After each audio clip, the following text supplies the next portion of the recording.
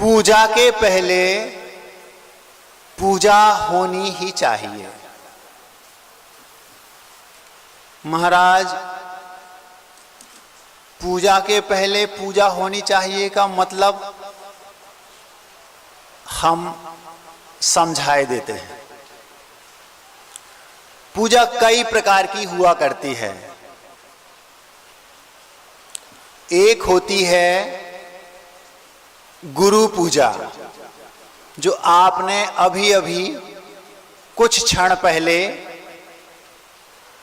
इस सदी के महानतम दिगंबर आचार्य गुरुदेव विद्यासागर जी महाराज की है। एक पूजा और होती है जिसे पेट पूजा कहते हैं। आप लोग पेट पूजा समझते हैं? भोजन करना, आहार जिसको बोलते हैं। तो पूजा के पहले पूजा होनी चाहिए, इसका मतलब महाराज जी आप कहीं ये कहना तो नहीं चाह रहे कि मुनिराज चौके में जाते हैं तो उनकी पेट पूजा के पहले जो गुरु पूजा होती है मैं वो कहना नहीं चाह रहा हूं। तो मतलब पूजा के और भी भेद होते होंगे। हाँ, गुरु पूजा हो गई, पेट पूजा हो गई। एक पूजा और होती है शास्त्र पूजा। श्रुत पंचमी के दिन आपने अभी कुछ दिन पहले की होगी, अथवा प्रतिदिन जो पूजन करने वाले लोग हैं वे प्रायः मंदिर में जिनवाणी की पूजन करते हैं। देव पूजा एक और होती है, अष्ट द्रव्य को सजा करके और हम मंदिर में भगवान के चरणों में जाकर के उनकी पूजन करते हैं। देव पूजा के बारे में ये थोड़ा सा बताना चाह रहा हूं बीच में। जितनी उत्कृष्ट द्रव्य होगी, भाव उतने उज्जवल होंगे। आपकी द्रव्य जितनी पवित्र होगी, भावों में उतनी निर्मलता आएगी। ये फैक्ट है। अगर आपके पास सामान्य वस्त्र पहनकर आप गए हैं और पूजन कर रहे हैं तो मजा नहीं आएगा। यदि आपके पास उज्जवल वस्त्र हैं, आप इंद्र बनकर के पूजन कर रहे हैं, द्रव्य आपके पास जो थाली है वो चांदी की है और उसमें जो द्रव्य है बड़े बड़े अखरोट, बड़ी बड़ी बादाम और उन्नत किस्म के ड्राई फ्रूट्स, तो आप खुद अनुभव कीजिए कि उसमें आपको जो पूजा करने में गदगद भाव आएगा वो अलग ही होगा। उसकी क्वालिटी एकदम अलग ही होगी। एक और चीज जिसमें हमने देखी है लोगों में, कई लोग 50 वर्षों से पूजन कर रहे हैं, लेकिन पूजा का जो वास्तविक फल मिलना चाहिए वो उन्हें नहीं मिल पा रहा है। कई लोगों का ये प्रश्न रहता है क्यों? तो जब उसके बारे में सोचा गया तो यह निष्कर्ष निकला कि वे मंदिर में जाते तो हैं पुजारी की ड्रेस में, लेकिन वास्तव में वे भिखारी बनकर मंदिर जाते हैं। क्या कहा? भिखारी वो ही नहीं होता जो कटोरा लेकर रोड पर खड़ा रहता है, वह भी भिखारी की श्रेणी में ही आता है जो मंदिर में भगवान के सामने एक बार द्रव्य चढ़ाएगा और 4 चीजें पहले मांग लेगा। दूसरी बार जल चढ़ाया तो 4 चीजें फिर दिमाग में है। मुंह से नहीं मांगता, ये बात अलग है, लेकिन अभिप्राय उसका वो ही रहता है। क्यों? क्या चाहिए? वो भगवान हम 25 बरस से पूजन कर रहे हैं, लेकिन पूजन तो कर रहे हैं लेकिन हमें कुछ हो नहीं पा रहा। इसलिए नहीं हो पा रहा, आपने भगवान की पूजन पुजारी बनकर की ही नहीं। तो क्या करना चाहिए? फल कब मिलेगा वो हम आपके सामने रख देते हैं। आप अपना तुलना अथवा आप अपने आप को मार्क्स स्वयं दें। यदि आप पूजन भगवान की करते हैं और उस पूजन से भगवान प्रकट होकर सामने साक्षात खड़े हो गए और वो कहें मैं तुमसे प्रसन्न हूं, मांगो क्या वर मांगते हो, और आप ये कहें भगवान मुझे कुछ नहीं चाहिए, यदि ऐसी दृष्टि आपकी है तो फिर आपको 50 वर्ष नहीं 50 दिन में ही फर्क समझ में आने लगेगा। उसका प्रतिफल आपको 50 दिन में ही लगने लगेगा, अरे ये मेरे साथ हो क्या रहा है। क्यों? क्योंकि आप इतने निष्प्रही बनकर भगवान की पूजन कर रहे हैं कि भगवान स्वयं प्रकट हो गए। यद्यपि भगवान प्रकट होते नहीं, जितने भी अतिशय आदि हैं ये देवकृत होते हैं, क्योंकि भगवान तो सिद्धालय में जाकर विराजमान है, अपने स्वयं के सुख में वो तल्लीन है, लीन है, अपना आत्मिक आनंद वो प्रति क्षण नया नया लूट रहे हैं। उन्हें इतनी फुर्सत नहीं कि वो यहां आए और राग द्वेष करें, वो तो बैठे हैं। आप उनकी पूजन करो तो उन्हें कोई मतलब नहीं, और हो सकता है आप उन्हें आप शब्द भी बोलो तो उन्हें कोई मतलब नहीं, ये बात अलग है। आप पूजन करोगे उनके निमित्त से आपके परिणामों में निर्मलता आएगी, वे परिणाम आपको पुण्यवर्धक होंगे, और वो आपको जब शुभ आश्रय होगा तो जब वो फल देगा तो आपको उसका फल पॉजिटिव मिलेगा। और यदि नकारात्मक आपके परिणाम मंदिर में जाके भी हो गए तो आपको पापाश्रय ही होगा, ये फैक्ट है। तो अब मैं आपसे पूछना चाहता हूं, आप अपने अंतर मन को टटोलिए और स्वयं निर्णय लीजिए, क्या आप भगवान की पूजन ऐसे भावों से करते हैं कि भगवान आप सामने साक्षात भी प्रकट हो जाएं तुम और पूछें कि क्या चाहिए, और मेरे मन से यही निकलेगा मुझे कुछ नहीं चाहिए। क्यों? मैं आपके गुणों का गुणानुवाद करने के लिए आया हूं, बदले में मुझे कुछ नहीं चाहिए। ऐसी दृष्टि रखकर आपने कभी पूजन की है क्या? यदि नहीं की है तो आज से शुरू कर दो, पूरा चातुर्मास भी नहीं हो पाएगा और आपको उसका फल स्पष्ट दिखाई देने लगेगा। एक बार की बात है, स्वप्न से याद आया, कुंड विदिशा में हम लोगों की दीक्षा के कुछ दिन पहले की बात है, दीक्षा विदिशा में हुई थी। तो एक कवि हैं, वो मन संचालन कर रहे थे और आचार्य महाराज अपने पूरे संघ के साथ मंच पर आसीन थे। वो थोड़े से आचार्य श्री जी से ज्यादा जुड़े हुए हैं, कभी कभी आचार्य श्री के मुंह भी लगे हैं वो कवि जो संचालन कर रहे थे। तो बीच में संचालन करते करते, नाम बताना ठीक नहीं, आप लोग समझदार हैं, तो संचालन करते करते करते वो एक दिन एकदम अचानक से आचार्य श्री जी का मूड थोड़ा सा खुश करने के लिए आचार्य श्री जी से बोलते हैं, आचार्य श्री जी वो आज मुझे एक सपना आया। तो आचार्य जी समझ गए कि कुछ ये हंसाने वाली बात बोलने वाला होगा। तो आचार्य श्री ने देखा, मतलब क्या सपना आया? तो बोलता है, आचार्य श्री जी आज मुझे सपने में एक देव आया और देव आकर मुझसे बोलता है कि मैं आपसे बहुत प्रसन्न हूं कवि महोदय। तो आचार्य श्री बोले फिर? तो बोले जैसे ही उसने कहा मैं प्रसन्न हूं और मैं आपको वरदान देना चाहता हूं, मांगो क्या वर मांगते हो, मैं आपसे बहुत प्रसन्न हूं। तो बोले आचार्य श्री जी मैंने उसे सोचा कि फ्री में प्रसन्न हो गया और वर का बोल रहा है कि वर मांग लो, तो मैंने सोचा कि बाकी तो मैं सारे दुनिया की जो दुनियादारी है, दुनिया के लोग हैं, उनसे मांग कर अपने पूर्ण कर सकता हूं, लेकिन एक जो सबसे कठिन चीज है वो इससे मांग लो, अगर वो इससे मांग ली और मिल गई तो काम बन जाएगा। तो बोले आचार्य बोले क्या? तो बोले आचार्य जी मैंने उससे कहा मुझे आचार्य विद्यासागर का 15 मिनट का समय दिलवा दो। आचार्य जी बोले वो छोड़ के भाग गया, मुझे उसने कोई वर नहीं दिया। फिर आचार्य जी धीरे से बोलते हैं, सारी चीजें तो देव दे सकते हैं, मेरा समय देवों के पास भी, मेरा समय दिलाने की ताकत देवों में भी नहीं है, ऐसा गुरुदेव ने बोला। आपको चेहरों पर मुस्कान आ जाए इसके लिए ये बात मैंने बीच में रख दी थी। अब हम आगे चलते हैं। तो पूजा कई प्रकार की होती है, ये मैं कह रहा था। गुरु पूजा उसकी मैं बात नहीं कर रहा हूं। एक पेट पूजा होती है, इसकी भी मैंने आपके सामने बात रखी।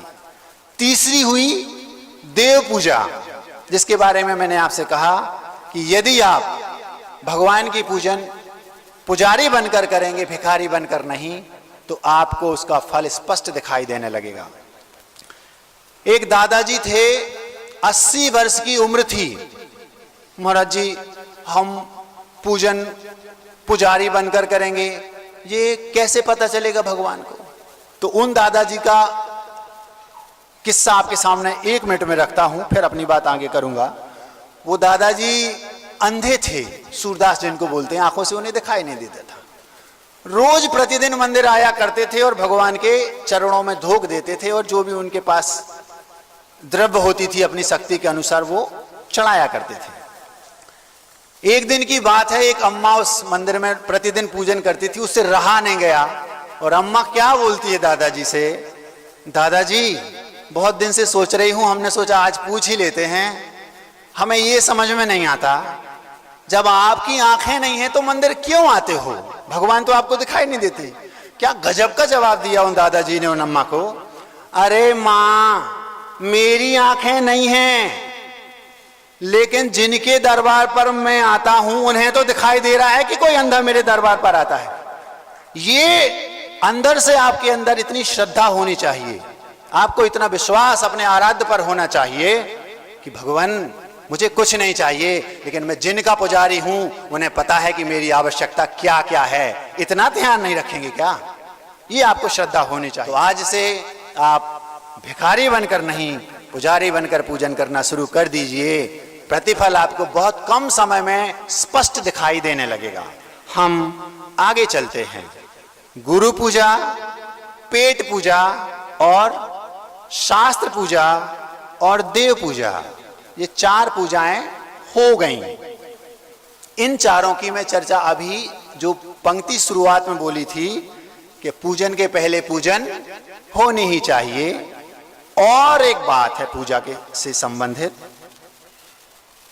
हम लोग जब बचपन में घर में थे अथवा आज भी गांव में अथवा जो बहुत बड़े मेट्रो सिटीज नहीं है, छोटे शहरों में प्रायः ये देखा गया है, आप लोग हंसना नहीं, माँ जब रसोई घर में भोजन बनाती है तो भोजन बनाते बनाते वो जब भोजन लगभग बन चुका होता है अथवा थोड़ा रह गया होता है तो धीरे से माँ अपने बेटे को बुलाती है, बेटा आजा भोजन कर ले। माँ को पता रहता है एक दो बार तो बोलना पड़ेगा, तो वो समाप्त होने के पहले ही, भोजन बनाना समाप्त होने के पहले उसको बुलाना शुरू कर देती है। एक दो बार 2-5 मिनट बाद फिर कहती, बेटा आजा भोजन बन गया है, भोजन कर ले। जब 2-3 बार हो जाता है तो माँ थोड़ी सी जोर से बोलती, क्यों सोनू जल्दी आ जाओ भोजन कर लो। और बेटा तो खेल रहा है क्योंकि उसको पता है 2-4 बार तो माँ बोलेगी। जब उसका खेलने में मन ज्यादा लगता है और वो माँ की बात को अनसुनी करता रहता है 2-4 बार और माँ का भोजन पककर पूरा तैयार हो जाता है तो वो कहती है थोड़ा सा झल्ला के, जल्दी आ जाओ नहीं तो मैं ढंग से पूजा कर दूंगी। अभी पूजा का अर्थ समझ में आया? इसको बोलते हैं पीठ पूजा। पीठ पूजा समझ में आया? मतलब पिटाई भी लग सकती है। प्रायः गांव में और जो मेट्रो सिटीज नहीं है वहां आज भी ये होता है, पीठ पूजा होती है। माँ 1-2 चपत लगाएगी और चलो बैठो जल्दी से खाओ और खिला देती है। पहले ये इसलिए होता था, मेट्रो सिटीज में क्यों नहीं होता वो भी मैं आपके सामने रखना चाहता हूं। उसका कारण ये है कि पहले बच्चे अपने माँ बाप से डरते थे, माँ से फिर भी थोड़ा कम, लेकिन पिता से तो बहुत डरते थे। आज के माँ बाप अपने बच्चों से डरते हैं। क्या कहा? पहले माँ बाप, बच्चे माँ बाप से डरते थे और आज माँ बाप अपने बच्चों से डरते हैं। बड़ी बड़ी सिटियों में ये अधिकता पाई जाती है, गांव में उतनी नहीं। क्यों? तो सोचा उसका कारण आपके सामने रखता हूं। संयुक्त परिवार पहले हुआ करते थे, आजकल जो मेट्रो सिटीज हैं प्रायः वहां पर सभी पति पत्नी बस, हम सेपरेट लाइफ जीना चाहते हैं। ना ननद हो, ना देवरानी हो, ना जेठानी हो, ना सास हो, ना ससुर हो। परिणाम क्या होता है? एक बहुत अच्छी बात मुझे याद आई, हम लोग जब घर में थे और गांव में हम लोग प्रायः सभी घर ऐसे होते थे जैसे अपने ही घर हों। आज ये बात बिल्कुल नहीं है। क्यों? ऊपर कौन रहता है बरसों तक ये पता नहीं रहता कि उस पूरी मल्टी में कितने लोग हैं और कौन कौन है। पहले क्या होता था, परिवार संयुक्त रहता था, तो उस संयुक्त परिवार में बेटा जो पुत्र हुआ उस पुत्र को कभी बुआ खिलाएंगी, कभी दादाजी खिलाएंगे, कभी दादी जी उसको दुलार देंगी, और कभी बड़ी माँ अथवा चाची, ये सब, क्योंकि सारे परिवार के लोग होते थे। लेकिन आपको याद होगा, पिता कभी भी सबके सामने अपने बेटे को खिलाने में शर्म महसूस करता था। ये मैंने अपनी आंखों से देखा, और परिणाम उसका ये निकलता था कि कुछ भी करता था बेटा तो पिता उससे बात नहीं करते थे बेटे से। अंदर स्नेह मां से ज्यादा रखते होंगे, लेकिन कभी भी बात नहीं करते थे सामने डायरेक्ट ज्यादा। तो उसका बच्चे को भय रहता था, और यदि कभी बच्चा थोड़ा सा भी ज्यादा कुछ उसने पटरी से नीचे उतरने को हुआ, मैं पापा से बोल दूंगी, और उसको भय बना रहता था। जीवन भर उस बेटे को भय बना रहता था। उसका परिणाम ये निकलता था कि पूरे जीवन में उस बेटे की गाड़ी कभी भी पटरी से नीचे नहीं उतरती थी। क्यों? क्योंकि उसको हमेशा ये डर बना रहता था, पिताजी से मां बोल देंगे और पिताजी डांटेंगे। आज क्या होता है? आज ये होता है कि घर में केवल पति है और पत्नी है। अब 24 घंटे तो पत्नी बेटे को खिला नहीं सकती, खिलाएगी नहीं, दुलार नहीं करेगी, क्योंकि उसको और भी कई काम है। तो जितने समय बेटे को पत्नी ने संभाला, मां ने संभाला, उसके अलावा सारे समय कौन संभालेगा? पिताजी। तो उसको पिताजी का भय रहेगा नहीं। अब वो मां कुछ कहेगी तो वो बोल देगा मैं पापा से कहूंगा, बेटा बोल देगा, और पिता कुछ कहेगा तो वो बोल देगा मैं मां से बोलूंगा। किसी का भय उसे नहीं रहता। परिणाम कुछ समय बाद ये निकलता है कि बेटा दोनों के काबू में नहीं रहता, और उसके बाद क्या होता है आप सब अच्छी तरह से जानते हैं। अथवा ये होता है, ये और होता है कि कोई घर में तीसरा सदस्य तो है नहीं, और यदि मान लो दोनों जॉब करते हैं, वो भी, पति भी और पत्नी भी, माना कि पत्नी हाउसवाइफ नहीं है, तो एक और होता है कि वो जो कोई काम करने वाली होती ना, आया वगैरह, इनको रख लेते हैं। तो एक ऐसी दर्दनाक घटना अभी कुछ समय पहले की है, महाराज जी के मुख से मैंने सुनी थी, आपके सामने रखना चाहता हूं।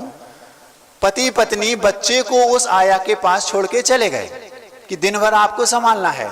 और वो क्या करती थी, जैसे ही पति पत्नी ऑफिस चले गए, उनको पता है कि अब साहब और मैडम 5 बजे आएंगे, तो शाम के 4 बजे तक, 12 बजे से या 11 बजे से वो मंदिर के बाहर उस बेटे को रखकर भीख मांगती थी उसके सहारे। सोचो आप, ऐसा भी हुआ, ये सत्य घटना है। ये बात आप लोगों को थोड़ी कड़वी लग रही होगी, लेकिन सच तो प्रायः कड़वा होता ही है। हम आगे चलते हैं। कितनी पूजा हो गई?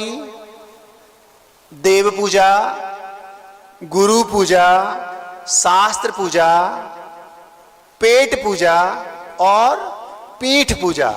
एक पूजा और होती है जो आप लोग इंद्र आदि बनकर 8-8 दिन के लिए अष्टांगिका आदि में सिद्ध चक्र विधान करते हैं, अथवा इंद्रध्वज, अल्फा कल्पद्रुम, अथवा और भी जो कई प्रकार के बड़े बड़े विधान होते हैं पंचकर्णक आदि में, उसको बोलते हैं महापूजा।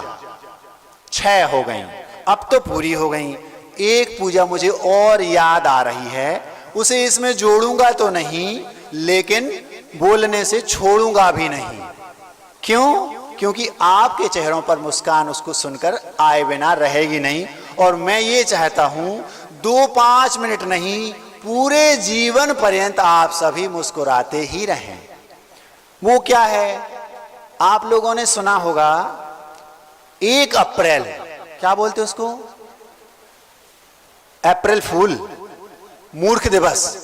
सागर की बात है, मैं जब छोटा था कवि सम्मेलन सुनने का बहुत शौक था शुरुआत से ही। तो सागर नगर में 1 अप्रैल मूर्ख दिवस के दिन बहुत विशाल कवि सम्मेलन होता है शाम को। उसमें बड़े बड़े क्षेत्रीय और प्रादेशिक और देश के बड़े बड़े कवि आते हैं और उसमें प्रोग्राम वो करते हैं। उसमें मैंने एक बड़ी अजीबोगरीब पूजा देखी, आप सुनेंगे तो हंसेंगे। उसका जो मंगलाचरण होता है उस प्रोग्राम का, क्योंकि मूर्ख दिवस है, मंच पर एक गधे को वहां वो खड़ा करते हैं और गधे की सारे कवि और जो अतिथि होते हैं वो भी तिलक लगाएंगे, माल्यार्पण करेंगे और आरती उतारेंगे और बोलेंगे ओम जय गरहद देवा, ऐसा करके उसकी पूजा करते हैं। वो पूजा मैंने अपनी आंखों से 4-5 बार देखी है। उस पूजा को इन पूजाओं के क्रम में शामिल नहीं करना। होता है ऐसा, मैंने अपनी आंखों से देखा, आपने देखा हो कि नहीं मैं नहीं जानता, इसलिए मैंने इसको भी रख दिया।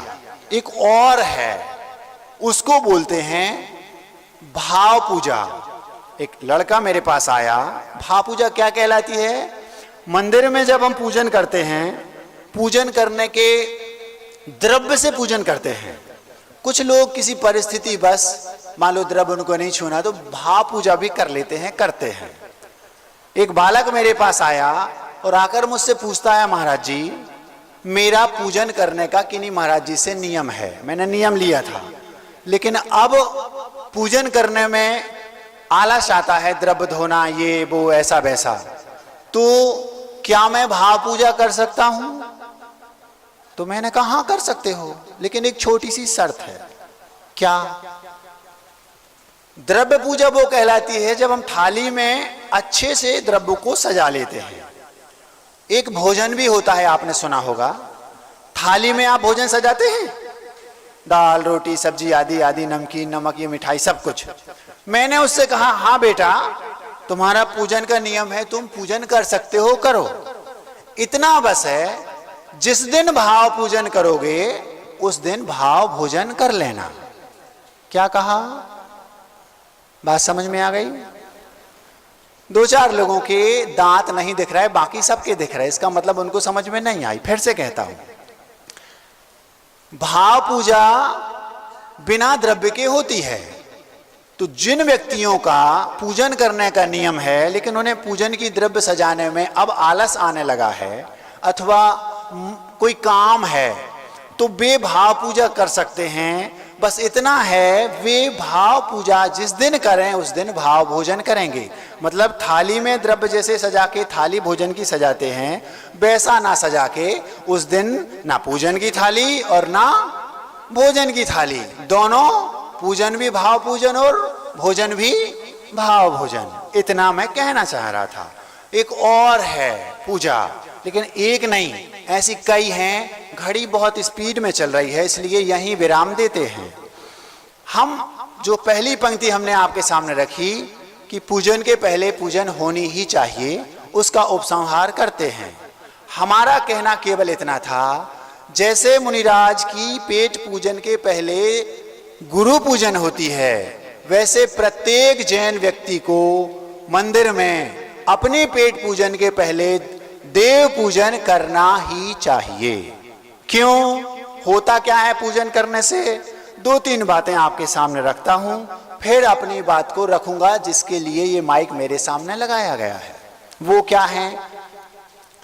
भगवान की पूजन करने से होता क्या है, ये आपका पहला प्रश्न होगा।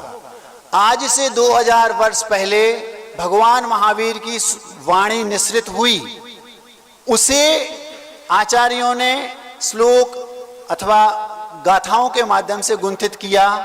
जैसे ही गुंथित किया, उसकी एक चरण में आपके सामने रखता हूं। पुण्यम जनेन्द्र परिपूज्यम साध्य माध्यम, ये एक चरण है। भगवान की पूजन करने से क्या होता है, ये आपका प्रश्न हो सकता है। उत्तर इसमें है, उस एक चरण में लिखा जो 2000 वर्ष पुरानी गाथा का चरण है श्लोक का, जिनेन्द्र परिपूज्यम पुण्यम साध्यम आद्यम, आद्यम पुण्यम जिनेन्द्र परिपूजनम। पूरे ब्रह्मांड में हजारों प्रकार से पुण्य का संचय होता है, ऐसे क्रियाएं हैं। हजारों प्रकार की क्रियाएं ऐसी हैं जो शुभात्मक हैं, पुण्यात्मक हैं। आप उन क्रियाओं को करेंगे, पुण्य का संचय होगा।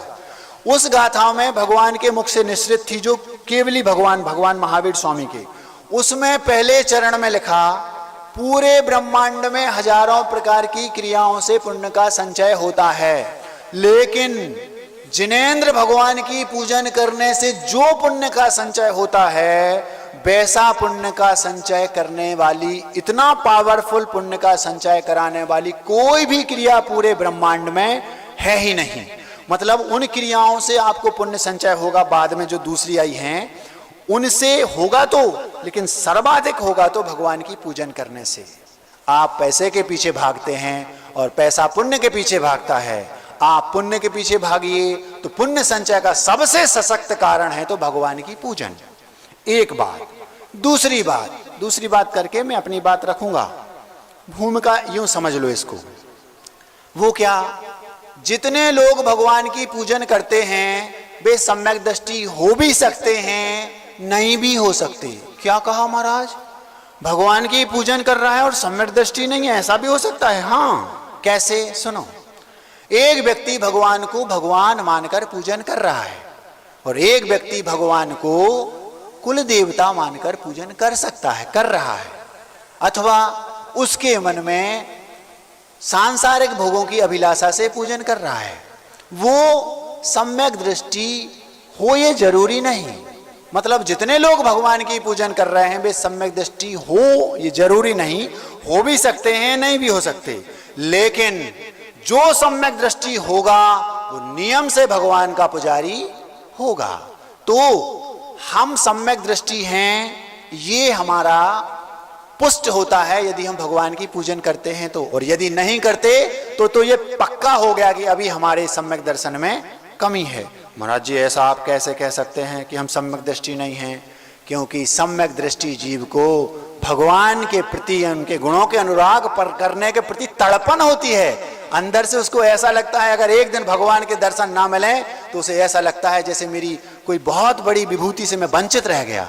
सम्यक दृष्टि जीव भगवान के पूजन करने के लिए तड़पता है, तड़पता है। और क्या होता है महाराज, ये हम आपको बताते हैं। अब हम वो बात रखते हैं जिसके लिए हम आपके सामने आए हैं, मतलब अपना वक्तव्य जिस उद्देश्य से मैं आपके सामने आया हूं वो रख रहा हूं। एक मां कहां की थी ये तो नहीं बता पाऊंगा, अपने एक बेटे को लेकर मेरे पास आई। अभी मैंने जो कुछ कहा इसे आप भूमिका समझ सकते हैं। और आकर के उस बेटे से नमोस्तु करवाया। उस बेटे ने किया नहीं, करवाया। बेटा महाराज है, नमोस्तु बोलो। जैन थी, अच्छे परिवार से थी। बेटा 20-22 वर्ष का होगा। वो बेटा पुण्य, चेहरे से ही बहुत पुण्यवान लग रहा था। गोरा, एकदम गौर वर्ण का था, चेहरा भरा हुआ था और स्मार्ट था। उसका चेहरा बता रहा था कि ये बहुत पुण्यवान है और उसकी पोशाक भी बता रही थी कि ये लोग संपन्न लोग हैं। अब जैसे ही मां मुझसे बोलती है महाराज जी 2 मिनट का समय चाहिए। मां कहाँ की थी ये मैं नहीं बता पाऊंगा क्योंकि आप लोग समझ आएंगे, समझदार आप लोग हमसे भी ज्यादा हैं इन चीजों में। वह मां बोलती, मां महाराज जी 2 मिनट का समय चाहिए। मैंने कहा हाँ बोलो क्या बात है। महाराज जी ये मेरा बेटा है और बहुत इंटेलिजेंट था, है भी, पुण्यवान तो है ही, हमारे पास किसी चीज की कमी नहीं है। लेकिन 15-20 दिनों से, पिछले 15-20 दिनों से ये जो मेरा बेटा है ये असामान्य हरकतें कर रहा है। क्या हुआ? महाराज जी मुझे पता है कि क्या हुआ है, किन्ने ये सब किया वो भी मुझे पता है। क्या किया? किसी ने मतलब उन्हें पता था किन्ने, सम्मोहित अथवा वशीकृत अथवा तंत्र मंत्र से कुछ कर दिया है। जैसे ही उसने ये कहा कि महाराज जी ऐसा हो गया है, फिर मैंने उसको उस दृष्टि से देखा तो मुझे विश्वास भी हो गया कि हाँ ऐसा ही है। अब क्या कर सकते हैं? तो क्या कर सकते हैं ये मैं यहां खुले मंच से आपके सामने नहीं रख सकता। उसे उपाय बताया, ऐसा ऐसा कर सकते हो, लेकिन ऐसा उसके साथ क्यों हुआ, आपके साथ कभी ऐसा ना हो, ये तो मैं आपके सामने इस मंच से रख सकता हूं, रख रहा हूं एक उदाहरण के माध्यम से। आप लोग ध्यान से सुनेंगे, नहीं सुनेंगे तब भी मैं कहूंगा। आगम का एक उदाहरण है वो आपके सामने रख रहा हूं। प्रथमान योग का दृष्टांत है। एक सेठ जी थे, उन सेठ जी की 2 पत्नियां थीं। महाराज जी परसों भी आपने 2 पत्नियों की कहानी कही थी, आज फिर शुरू हो गए। मैं क्या करूं? आगम में वो लिखी है तो मैं क्या कर सकता हूं? आपके सामने रख रहा हूं। अगर आपको भरोसा ना हो तो मैं आपको उस ग्रंथ का नाम और पेज नंबर बता देता हूं, आप जाकर देख सकते हैं। एक बात और बीच में रख दूं, 2 पत्नियां थी। महाराज जी ये कैसे संभव है, होती है क्या? 2 नहीं, चक्रवर्ती की तो 96,000 पत्नियां होती हैं। नारायण, प्रतिनारायण और बलभद्र आदि, इनकी भी 8-8 हजार, 16-16 हजार, 32-32 हजार पत्नियां होती। तो महाराज जी बैलेंस बिगड़ता नहीं होगा? बैलेंस समझ गए? क्योंकि वर्तमान में 1000 बेटों में 950 के आसपास, कुछ ऐसा कम हमने सुना है, मतलब कुछ कम ही है जो अनुपात है। मतलब 1000 अगर बेटे उत्पन्न होते हैं पुत्र, तो पुत्रियों की संख्या 1000 से 25-50 कम है। मतलब 1000 में से 25-50 को तो कुंवारा रहना ही पड़ेगा। ऐसा बैलेंस अभी बिगड़ रहा है। तो फिर जब 10-10, 5-5 हजार होती होंगी तो क्या होता होगा? तो ये व्यवस्था मैं नहीं मानता महाराज जी, आपको मैं मनवाए देता हूं।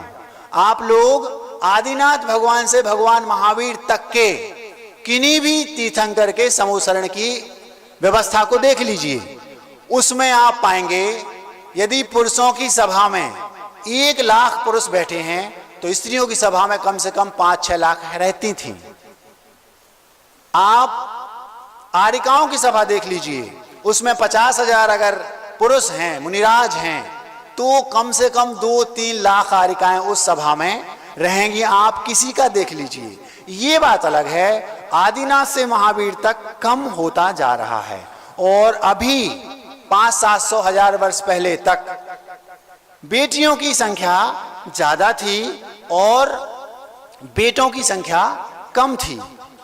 और एक और बात, पहले किसी भी ग्रंथ में आप देख लो, एक पुरुष कई विवाह कर सकता था।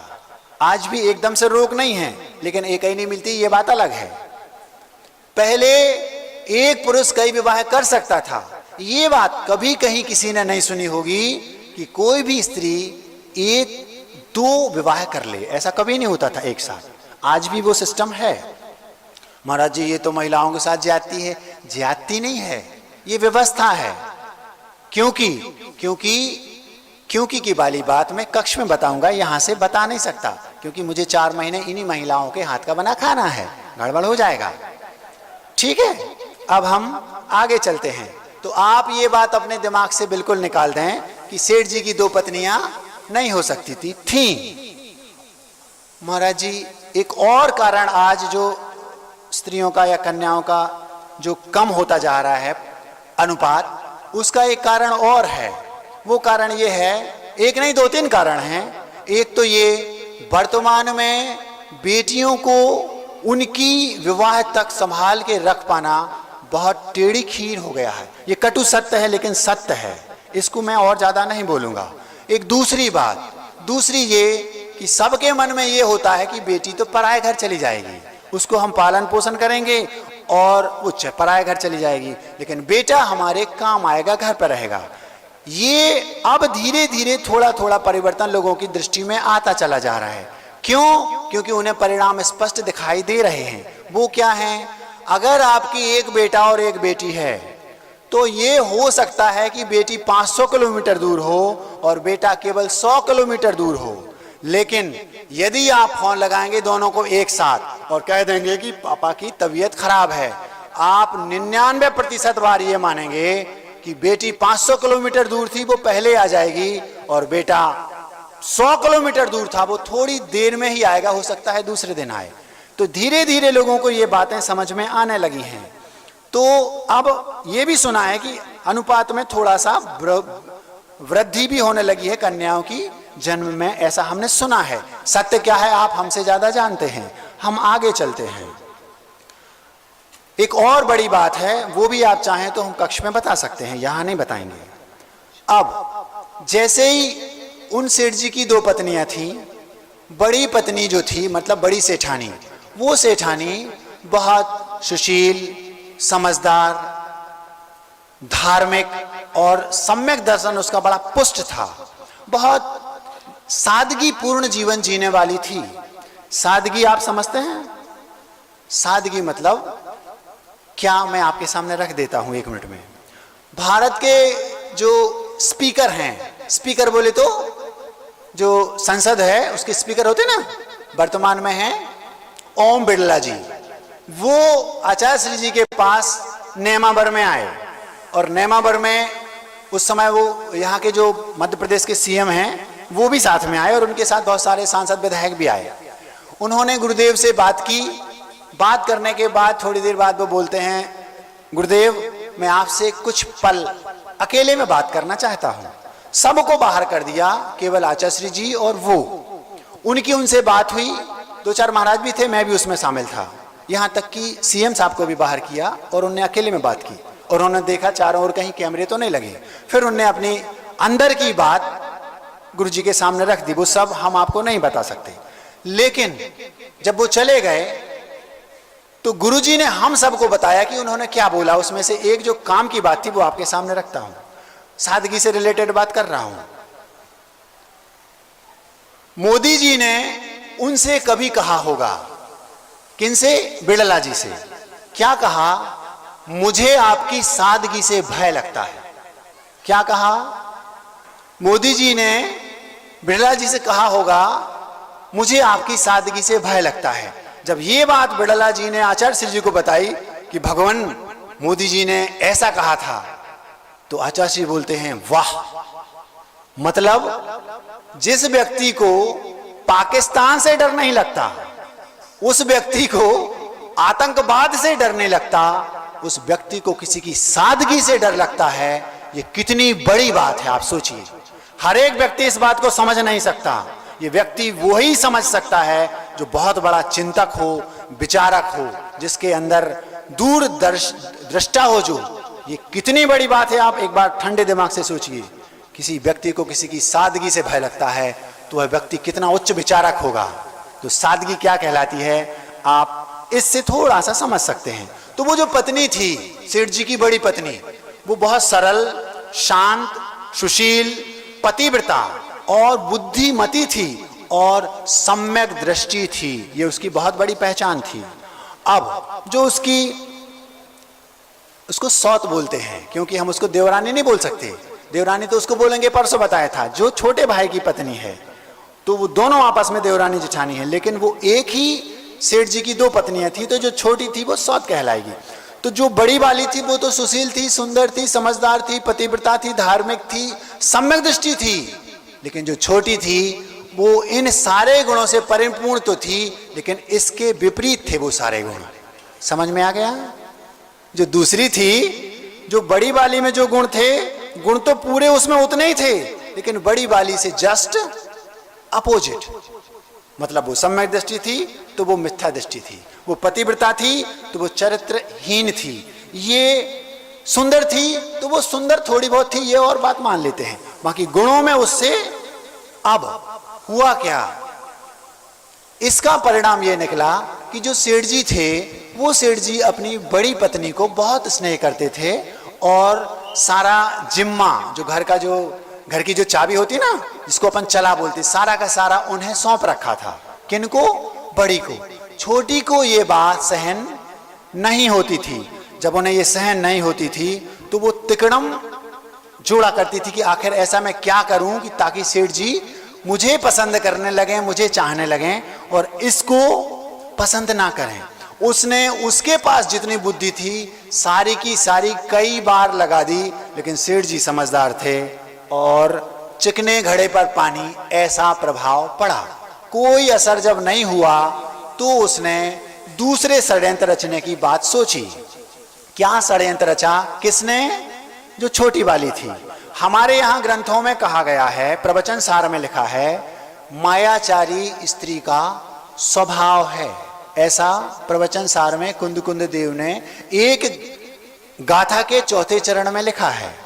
अब एक स्थान पर और लिखा उसी ग्रंथ में, चारित्र चूलिका में, प्रमाद ये स्त्रियों में प्रमुखता से पाया जाता है, बहुलता से, ये अलग बात है। अब जब उसकी एक भी बुद्धि नहीं चली, किसकी?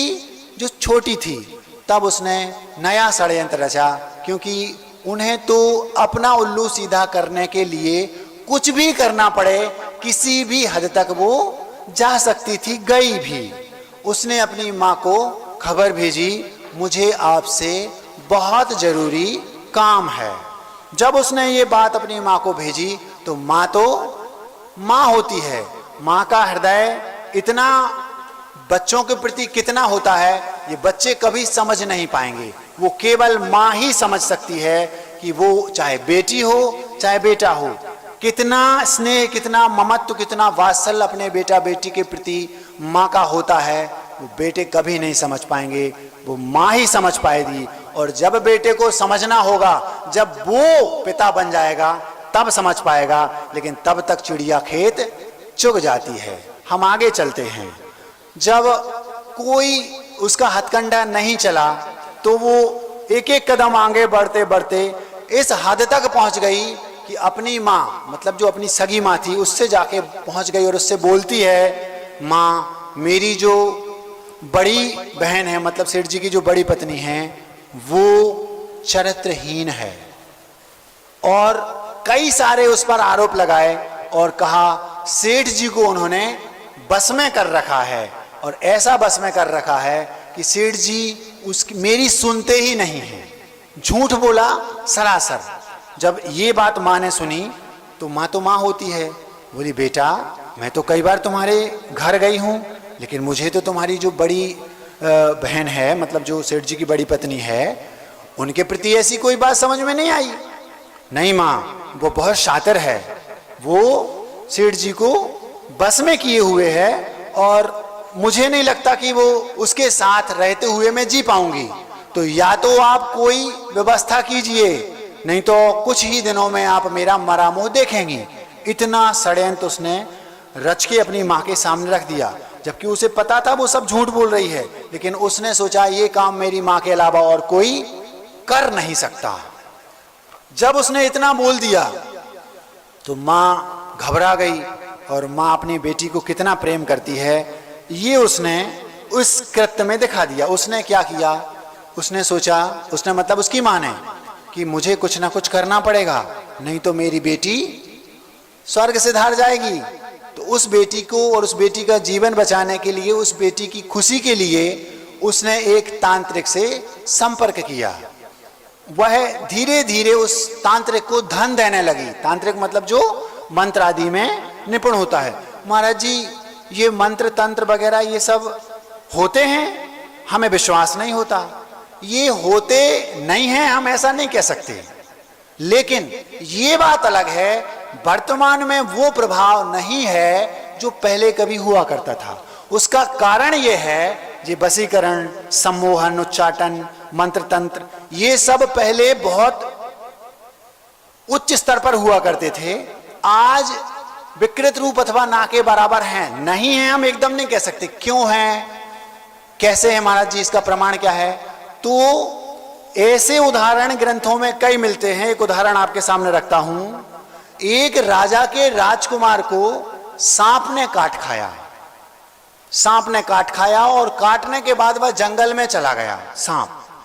अब एक मंत्रवादी तांत्रिक को बुलाया, उसने उस राजसभा में एक बीच में अग्नि का कुंड बनाया और उस अग्नि के कुंड में के सामने बैठ गया और मंत्रोच्चार किया। उन मंत्रों के सहारे उसने जंगल में से उस सांप को अपने मंत्रों के बल पर बुलाया वहां राजसभा में। तो इतनी पावर उन मंत्रों में हुआ करता था, आज भी है, लेकिन प्रभाव कम इसलिए है क्योंकि उस समय जो मांत्रिक तांत्रिक होते थे उनका उद्देश्य केवल जन सेवा हुआ करता था, उनका उद्देश्य पैसा कभी नहीं हुआ करता था। आज वो लगभग समाप्त सा है। क्यों? क्योंकि पैसा लोगों का मुख्य उद्देश्य हो गया है, इसलिए उसका प्रभाव बहुत ना के बराबर है। लेकिन नहीं है, हम ऐसा नहीं कह सकते। हम लोग एक बार शांत चित्त होकर अगर नमोकार की एक माला फेरते हैं, 5 मिनट नहीं लगते, ऐसा लगता है कि कुछ हटके हो रहा है, जो चाहे वो कर सकते हैं। आज भी ये है, नहीं है ऐसा नहीं, लेकिन आप लोगों में और हम लोगों में बहुत अंतर है, क्योंकि मंत्रों का प्रभाव अपने स्तर का होता है। तो उस सर्प को उन्होंने मंत्रों के माध्यम से बुला लिया और उससे कहा कि इसका जहर निकालो। तैयार नहीं हुआ तो उसको धमकी दी, या तो जहर निकालो नहीं तो इस अग्निकुंड में कूद जाओ, वापस नहीं जा सकते। उसका इतना तीव्र बैर था उस राजकुमार से कि वो चाहता तो राजकुमार का जहर वापस खींच लेता, लेकिन उस मांत्रिक ने कहा कि या तो जहर निकालो या अग्निकुंड में कूद जाओ। तो उसने इतना तीव्र बैर था कि वो उस अग्निकुंड में तो कूद गया, प्राण दे दिए उस सर्प ने, लेकिन जहर नहीं निकाला। तो कहने का मतलब ये कि मंत्र में इतनी ताकत है कि जंगल से उसने बुला लिया और चाहता तो वो सांप वहां से भाग जाता, लेकिन नहीं, मंत्रों में इतनी ताकत थी कि उसको दोनों में से एक काम करना पड़ेगा, या तो आप जहर खींचो या कुंड में कूद जाओ, क्योंकि उसने ऐसे मंत्रों का प्रयोग किया, उसको वशीकृत कर लिया और आखिर उसको अपने प्राण गंवाने पड़े। तो मंत्रों में ताकत होती है, आज भी है ऐसा। अब जब उस तांत्रिक को माँ ने 2-3-4 बार खूब पैसे दिए, बार बार धन दिया, तो वो तांत्रिक समझ गया माँ कोई अपूर्व काम हमसे करवाना चाहती है। किसकी माँ? सेठ जी की जो छोटी पत्नी थी उसकी माँ यहां पर काम करवा रही है। उसने कहा बेटा, जब वो तांत्रिक उसके पास गया, माँ मुझे ऐसा लगता है आपको कोई समस्या है, आप मुझे बार बार धन देती हैं, इसका मतलब है कोई ना कोई आपके अंदर बात है जो मुझसे आप कहना चाहती हैं। उसने कहा हाँ बेटा, दरवाजा बंद कर लो, बैठो। बैठ गई तो उसने सारी कहानी अपनी उस तांत्रिक के सामने रख दी। फलाने नगर में सेठ जी हैं, उनकी 2 पत्नियां हैं, जो बड़ी पत्नी है वो ऐसी है, चारित्र से हीन है, पतिव्रता नहीं है और मेरी बेटी को बहुत परेशान करती है, खुद गलती करती है और मेरी बेटी पर दोषारोहण करती है, लेकिन उसने सेठ जी को अपने बस में कर रखा है। तो सेठ जी मेरी बेटी को गलत समझते हैं और वह घुट घुट के जीवन जी रही है, अगर कुछ नहीं किया आपने तो बहुत कम समय में वो प्राण त्याग देगी, ऐसा उन्होंने कहा। तांत्रिक ने कहा ये तो बहुत बड़ी बात है, आप चिंता ना करें माँ, मैं कोई ना कोई व्यवस्था करता हूं। उसने अपनी विद्या के माध्यम से एक विद्या को भेजा और कहा जाओ उन दोनों में जो बड़ी है उसको मार डालो। आप लोग सुन रहे हैं, दिमाग खराब हो जाएगा सुन के, ऐसी बात बोलने वाला हूं। जब उसने उस विद्या ने, जो तांत्रिक ने उसको विद्या को भेजा उसको मारने, बड़ी पत्नी को, वहां गई और उसने देखा कि ये तो सम्यक दृष्टि है, ये तो पतिव्रता है, इसके तो जो ऑरा है अलग ही है, सामान्य स्त्रियों से इसका ऑरा अलग है। आप लोग ध्यान रखिए, जो स्त्री शीलवती होती है, जो स्त्री पतिव्रता होती है और जो सम्यक दृष्टि होता है, उस पर मंत्र तंत्र वशीकरण आदि काम नहीं करते। ये बहुत बड़ी बात है। आपके अंदर सम्यक दर्शन है, मैं चाहूं भी कि इस पर कोई व्यक्ति जाकर के कुछ कर दे, कितना भी वो प्रयास कर ले, कुछ नहीं कर सकता। ये है सम्यक दर्शन की महिमा, ये है शील की महिमा, ये है पतिव्रतत्व की महिमा। आपको क्या करना आप जाने, मैं तो आपके सामने रख रहा हूं। जब उसने पूरा ताकत लगा दी उस विद्या ने, जो गई वैताली विद्या, लेकिन वो कुछ नहीं कर पाई, हार थक कर वो लौट कर आई और उस तांत्रिक से बोलती है मैं उसका कुछ नहीं कर सकती। आपको मैं बता दूं, जितना व्यक्ति प्रभावशाली होगा उसका ऑरा उतना दूर तक रहता है। आज वर्तमान में यदि सर्वाधिक प्रभावशाली किसी का ऑरा है तो वो है सदी के भगवान आचार्य भगवान गुरुदेव विद्यासागर जी का। जाकर के देख लो, आप 100-200 मीटर दूर भी होंगे, जैसे ही गुरुजी से 100-50 मीटर दूर हुए आपको रोमांच अपने आप आने लगेगा। मैं ये अभी तो हजारों मीटर दूर हूं, एक एक रोम खड़ा हो गया, उनका नाम लेते ही रोमांच आ जाता है। ये है उनके ऑरे का प्रभाव। तो आप भी ये कर सकते हैं, धीरे धीरे आप अपने ऑरे को बढ़ाइए, बढ़ा सकते हैं सम्यक दर्शन के प्रभाव से, शील के प्रभाव से। हम आगे चलते हैं।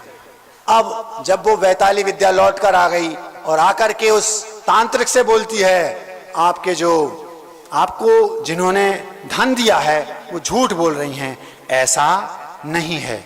जब वो तांत्रिक माँ के पास गया और उस माँ से बोलता है मेरी विद्या उस पर काम नहीं कर रही है, आप बताओ गड़बड़ है। उसने फिर अपनी बेटी को से पता किया, नहीं माँ ये सत्य है, उसने उस विद्या को भी बस में कर लिया। ऐसा कुछ उसने झूठ, क्योंकि झूठ तो झूठ है, जो एक बार झूठ बोल देता है फिर उसका तो दरवाजा खुल गया। एक सत्य को छिपाकर जो झूठ बोलता है, उस झूठ को छिपाने के लिए फिर चैन चलती है। एक झूठ, 2 झूठ और हजारों झूठ हमें उस एक झूठ को बचाने के लिए बोलना पड़ते हैं। इसलिए सबसे अच्छा यह है जो कुछ है सब सामने स्पष्ट रख दो। आप ऐसा करते हैं क्या?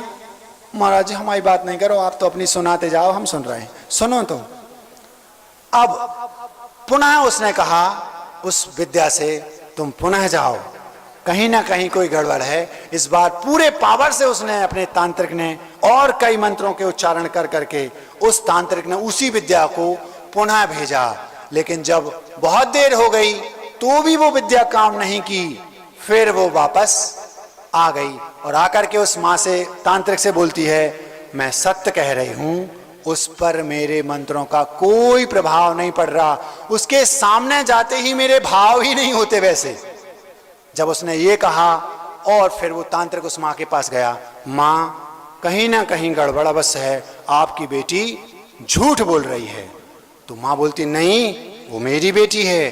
तो उसने कहा एक काम करते हैं, ऐसा करो, हम इस विद्या को इस बार ये सोचकर भेजते हैं, उन दोनों में जो गलत हो, उन दोनों में जो पतिव्रता ना हो, उन दोनों में वो शीलवती ना हो, उन दोनों में जो सम्यक दृष्टि ना हो, उन दोनों में और 25 जो गुण हैं वो ना हो, जो झूठी हो उसको नष्ट करके आ जाओ।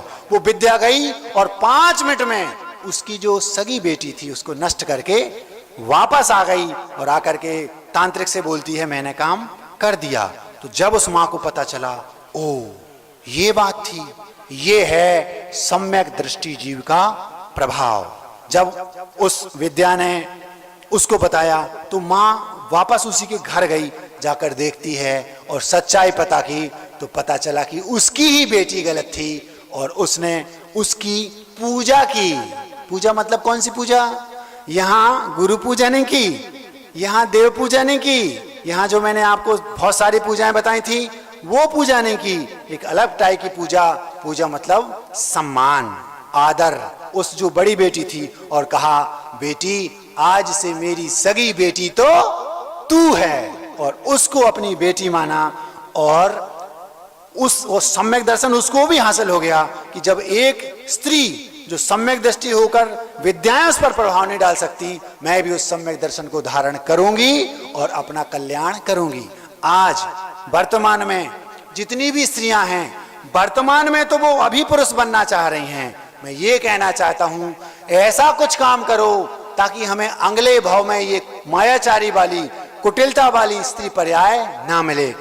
उसका सबसे सरल उपाय है आप सम्यक दृष्टि बन जाइए, क्योंकि जो सम्यक दृष्टि होता है वो कभी भी स्त्री पर्याय में जन्म नहीं लेता, कभी भी नरक में जन्म नहीं लेता, कभी भी वो तिरंच पर्याय में जन्म नहीं लेता। हमेशा वो वैमानिक देव होगा और वैमानिक भवनित्रक में भी वो जन्म नहीं लेता। आप लोगों ने ऐसा प्रथमान्य के ग्रंथों में पढ़ा होगा कि कोई एक आर्यिका थी, कई सारी ने साथ में दीक्षा भी ले ली और जाकर के वो स्त्री पर्याय को छेदन करके वहां पर प्रतीन्द्र हुई। सीता के साथ भी यही हुआ था। आप जाकर ग्रंथों को पलटिए, पन्ने देख लीजिए, ऐसा ही हुआ था। कई सारे उदाहरण प्रथमान युग में हैं। तो जब मैंने उन जो मेरे पास वो माँ आई और उस माँ ने बताया कि मेरे बेटे के साथ ऐसा ऐसा हुआ, तुरंत समझ में आ गया कि बेटा सम्यक दृष्टि नहीं है। यदि आप भी चाहते हैं आप सुरक्षित रहें और आपका पूरा परिवार किसी के द्वारा वशीकृत ना हो, तंत्र मंत्र का कोई प्रभाव ना पड़े, तो इतना सा छोटा सा काम है, सम्यक दर्शन उत्पन्न कर लीजिए। अब प्रश्न ये उठता है कि वो सम्यक दर्शन है क्या? ये इस पूरे इसका निचोड़ कि सम्यक दृष्टि नरक नहीं जाएगा, सम्यक दृष्टि स्त्री नहीं बनेगा, सम्यक दृष्टि त्रियंच गति में नहीं जाएगा। त्रियंच गति मतलब पशु पक्षी आदि, हाथी घोड़ा ऊंट बिलैया होते ना, ये और भी बहुत सारे। और सबसे बड़ी बात, एक बार सम्यक दर्शन हो गया, मोक्ष का टिकट पक्का। अर्ध पुद्गल परावर्तन काल के अंदर अंदर वह जीव नियम से महाव्रतों को धारण करके केवल ज्ञान प्राप्त करके मोक्ष को प्राप्त करेगा ही। महाराज जी आपने सम्यक दर्शन की लंबी चौड़ी व्याख्या घंटे भर से बता रहे हैं, वो कहलाता क्या है? आधी पंक्ति में सम्यक दर्शन की परिभाषा है। सम्यक मतलब समीचीन, एक्चुअल, वास्तविक, रियल, ओरिजिनल, सच्चा, और दर्शन मतलब दृष्टि। पूरे ब्रह्मांड की जो व्यवस्था है वो आपको जो सही है वो पता हो। महाराज जी हमें कैसे पता चलेगा कि इस ब्रह्मांड की वस्तु स्वभाव वस्तु स्थिति क्या है? तो यदि आपको ये पता नहीं है तो पता करिए। कैसे करें? महाराजों के पास शास्त्रों को पढ़िए, देव के पास जाइए, गुरु के पास जाइए, शास्त्रों के पास जाइए। महाराज जी फिर भी नहीं होती तो एक बहुत सरल है, आधी लाइन का, भगवान ने जो कहा, जो शास्त्रों में लिखा है 100% सत्य है। इसको बोलते आज्ञा सम्यक। यदि आपकी ऐसी दृष्टि है, जो कुछ गुरु ने कहा वो सही है, तो पक्का मानिए आप आज्ञा सम्यक दृष्टि हैं। फिर धीरे धीरे धीरे धीरे आप जो कहेंगे उस पर विश्वास करेंगे तो आप स्वयं अपने तर्क और युक्तियों से उनको पुष्ट करते जाएंगे। जो जो बातें लिखी हैं, मैं नहीं मानता कि नरक हैं, मैं नहीं मानता कि स्वर्ग हैं, मैं नहीं मानता कि मोक्ष हैं। आपके ना मानने से मोक्ष या नरक हैं ऐसा नहीं। आप चाहें 5 मिनट भी नहीं लगेंगे, जितने क्वेश्चन आपके दिमाग में उठते हों आप मुनिराजों के पास जाइए, 5 मिनट में आपके प्रत्येक क्वेश्चन का उत्तर मिलेगा। आप शास्त्र के पास जाइए, मिलेगा। महाराज जी कहाँ देखें? एक सबसे अच्छी बात और आपको बता दूं, जैनिज्म में ऐसा ब्रह्मांड में कोई क्वेश्चन नहीं है जिसका सटीक युक्ति युक्त उत्तर ना हो। आपके पास समय नहीं है जानने का, आप जानिए और अपना कल्याण कीजिए। कहना हमारा काम, मानना ना मानना आपका काम। अब मिठाई का समय हो गया, हम आपके सामने मिठाई रखते हैं। महाराज जी काय की बनाई है? मतलब ड्राई फ्रूट्स हैं, फ्रूट्स हैं, अथवा क्या है वो आप स्वयं समझ लेंगे। मिठाई मेरी नहीं है, मैं तो एक हलवाई हूं, सामग्री सब गुरुदेव की है। मेरे पास जो कुछ भी है सब उनका है। रत्नों से जड़ा, संयम से मड़ा, अनमोल ये उपहार उनका है। रत्नों से जड़ा, संयम से मड़ा, अनमोल ये उपहार उनका है। सोने सा खरा, सुरभि से भरा, घनघोर ये उपकार उनका है। जब से ये मिला तब से मैं खिला हुई भोर, ये हार उनका है। और प्रमुदित में बड़ा, नचने को खड़ा मनमोर, ये कार्य उनका है।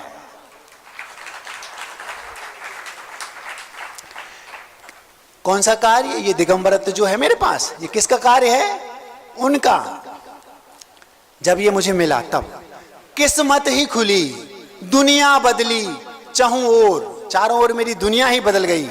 किस्मत ही खुली, दुनिया बदली चाहूं ओर, ये दुलार उनका है। नीचे था पड़ा, ऊपर हूं खड़ा, नया दौर ये सुधार उनका है। नख से सिख तक, टिप टू टॉप बोलते ना आप, नख से सिख तक, तन मन रग रग हर छोर, ये खुमार उनका है। और जाता ही नहीं, कोशिश भी हुई पुरजोर, ये बुखार उनका है। आता जो दुखी, पाता वो खुशी, चित चोर, ये व्यवहार उनका है। गुरुदेव का व्यवहार कैसा है? जो भी उनके पास आएगा, आता जो दुखी, दुखी व्यक्ति जाएगा लेकिन वो खुशियां पाएगा, उनको देखते ही प्रसन्नता आ जाती है। आता जो दुखी, पाता वो खुशी, चित चोर, चित चोर मतलब चित्त को चुराने वाले हैं। आचार्य विद्यासागर महाराज चोर हैं। क्या कह रहे हैं महाराज जी? हाँ, वो लोगों को चोर, दुनिया के चोर तो धन संपत्ति चुराते हैं, लेकिन वो ऐसे हैं जो उनके पास जाता है उसका चित्त चुरा लेते हैं। वो चित्त चोर हैं, चित्त चोर हैं। कौन? गुरुदेव। आता जो दुखी, पाता वो खुशी, चित्त चोर, ये व्यवहार उनका है। मिलता सब ही, दिखता न कभी न शोर, ये व्यापार उनका है। ऐसा व्यापार गुरुदेव का है, हर चीज दुनिया की मिलेगी लेकिन कुछ भी नहीं दिखता, वस्त्र भी नहीं है, नग्न दिगंबरत्व है, कुछ भी दिखता नहीं है। और दुनिया की ऐसी कोई चीज नहीं है जो उनके पास मिलती ना हो। आता जो दुखी, पाता वो खुशी, चित चोर, ये व्यवहार उनका है। मिलता सब ही, दिखता न कभी न शोर, ये व्यापार उनका है। पाना है यदि मुक्ति तो वहीं कर जोर, हाथ जोड़ लो जाके उनके सामने। पाना है यदि मुक्ति तो यहीं वहीं कर जोड़, ये दरबार उनका है, दूजा न कोई। जग में है वही सिरमौर, ये बाजार उनका है। अनगढ़ पत्थर, मैं तो एक अनगढ़ पत्थर था। अनगढ़ पत्थर गढ़ दिया प्रखर, बेजोड़ ये आकार उनका है। ये आकार किसने दिया है? गुरुदेव ने। अनगढ़ पत्थर गढ़ दिया प्रखर, बेजोड़ ये आकार उनका है। जैसा चाहें वैसा ढालें, सब ओर ये अधिकार उनका है। वो जहां चाहें जो चाहें जो कहें सो यस बॉस, आप जो कहें सो तैयार हैं। जैसा चाहें वैसा ढालें, सब ओर ये अधिकार उनका है। हर वचन मात्र है सूत्र वाक्य, हो गौर, आप गौर करना। उनका हर वचन, मुख से जो कुछ भी निकला वो सूत्र बन जाता है। विद्यासागर के मुख से निकला हर एक शब्द सूत्र बन जाता है बंधुओं। हर वचन मात्र है सूत्र वाक्य, हो गौर ये उद्गार उनका है।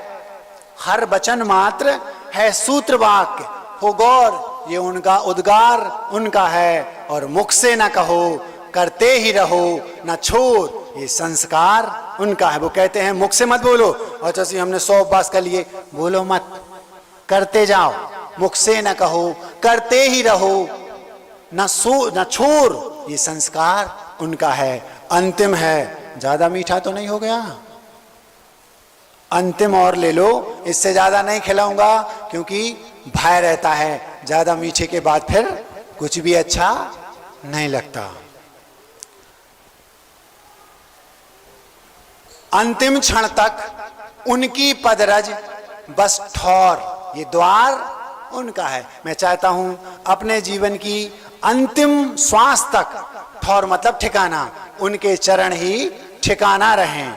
अंतिम क्षण तक उनकी पदरज बस ठौर, ये द्वार उनका है। गर साथ ना हो सिर हाथ ना हो, कमजोर ये अनगार मात्र तिनका है। जिसके ऊपर आचार्य श्री जी का हाथ नहीं है, उस श्रमण की भी कोई वैल्यू नहीं। क्या कहा? मैं हूं उनके द्वारा दीक्षित हूं, उनका शिष्य हूं। यदि मैं उनकी आज्ञा में नहीं हूं तो आप बताओ आपको कैसा लगता है मुझे देखकर? ये हाल सबका है। गर साथ ना हो, अंतिम क्षण तक उनकी पदरज बस ठौर, ये द्वार उनका है। गर साथ ना हो सिर हाथ ना हो, कमजोर ये अनगार मात्र तिनका है। वो तीर्थंकर हो समव शरण हो, दिव्य शौर्य इंतजार उस दिन का है जगत भ्रमण तब तक ये श्रमण, हर मोड़ पर कर्जदार उनका है जगत भ्रमण तब तक ये श्रमण, हर मोड़ पर कर्जदार उनका है। आचार्य विद्यासागर जी महाराज की बोधि समाधि परिणाम शुद्धि स्वात्मोपलब्धि शिव शौक सिद्धि, चिंतामणिम चिंतित वस्तु दाने ताम बंदमान सममास्तु देवी।